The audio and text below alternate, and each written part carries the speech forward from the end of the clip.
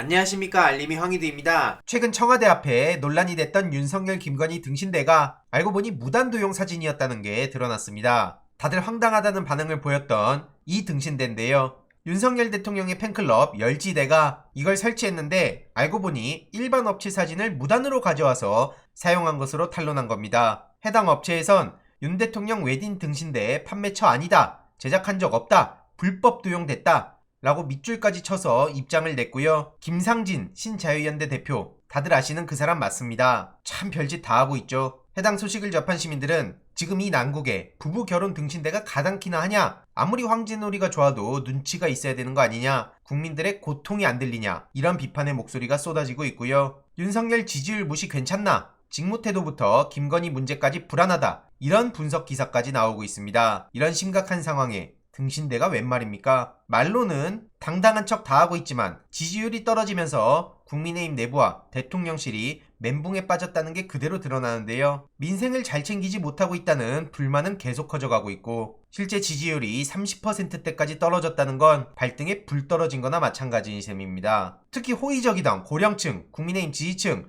보수층을 비롯한 대부분의 응답자들이 긍정 하락, 부정 상승, 이 기류가 공통되게 나타났다는 분석이 나오고 있고요. 이런 데드크로스는 지난달 말부터 계속됐는데 어느 대통령 때도 거론되지 않던 대통령 부인의 행보가 부정평가로 등장할 정도였습니다. 경제 상황은 나빠지고 있는데 제대로 된 대응도 못 내고 망언이나 쏟아내고, 게다가 인사비서관 배우자 신모씨, 그리고 외가 육촌, 코바나 콘텐츠 직원 등 황당한 소식들은 쏟아지고 있는 게 현실이죠. 지지율 하락의 원인으로 팬덤 부재를 꼽은 사람도 있는데, 문재인 전 대통령이나 이재명 의원한텐 그렇게 비난을 퍼부으면서 윤석열은 팬덤이 없어서 저렇다, 이런 얘기가 가당키나 합니까? 거듭 저의 생각을 밝히자면 2022년에 팬덤 없이 정치하겠다는 얘기는 가장 비현실적이고 공허한 주장이나 마찬가지라 생각합니다. 오죽하면 국민의힘 내부에서도 한번 급락한 지지율은 끌어올리기가 쉽지 않은 게 문제다, 취임 2달도 안 된 윤석열 대통령이 국정 동력을 잃을 경우 산재한 현안들을 속도감 있게 처리할 수 없다, 이런 내부 비판도 나오고 있고요. 이에 많은 시민들도 역대 최고로 무식하고 무능하고 무책임한 대통령, 게다가 영부인 또한 자격조차 없는 사람이란 비판까지 나오고 있습니다. 계속 이런 식으로 해봐라 차곡차곡 쌓여서 결국엔 터지기 마련이다, 이런 지적까지도 괜히 나오는 게 아니고요. 최근 박지원 전 국정원장은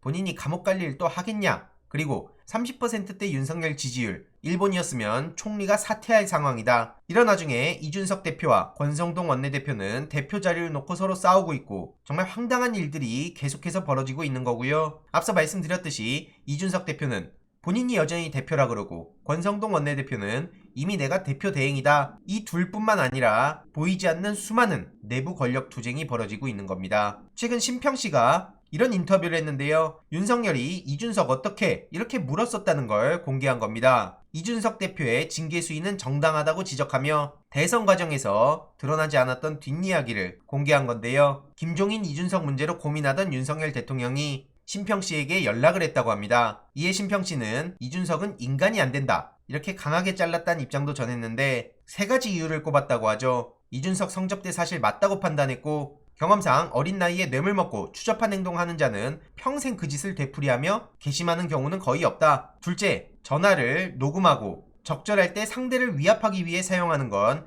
최악의 정치라고 지적했고요. 셋째로, 말할 때 정면을 안 보고 시선을 회피하는 건 신뢰감이 떨어진다, 이런 비판까지 했습니다. 이 모든 점을 봤을 때 이준석 대표는 신뢰할 수 없는 사람으로 본인의 이익을 위한 조그만 계기라도 있으면 어떤 몹쓸 짓을 저지를지 모르는 사람이다, 그러면서 당시 윤석열 후보가 왜 이준석 대표를 끌어안고 화합을 외쳤는지 말할 기회가 올 것으로 본다고 시즌2를 예고하기도 했네요. 거듭 말씀드리지만 이준석 대표는 절대로 정치를 해선 안 될 사람이고요. 세상은 키보드 밖에 있다고 본인이 얘기하더니 정작 본인은 키보드 들고 실컷 허세 부리지 않았습니까? 그래서 최근 과거 본인이 쏟아낸 발언을 그대로 돌려줬죠. 이것도 아주 일부 중에 일부밖에 안 됩니다. 이준석이 정치를 게임하듯이 하고 이런 문화에 익숙한 2030 남성들을 대상으로 자신의 정치 세력화를 해왔는데, 이와 관련한 저의 생각과 향후 대응 방향에 대해선 내일 오랜만에 생방송을 통해 저의 생각을 전할 예정입니다. 그리고 민주당에선 7대 민생 입법으로 국민의힘을 압박하고 있는데요. 윤석열 정부의 민영화 빌드업과 민주당의 향후 대응 등 내일 오전 생방송을 통해 조금 더 자세히 전해드리도록 하겠습니다. 이번 내용도 유익했다면 구독, 좋아요, 알림 설정, 멤버십 가입 정말 큰 힘이 된다는 점 말씀드리고 싶습니다. 이번 내용도 주위에 널리 공유 부탁드립니다.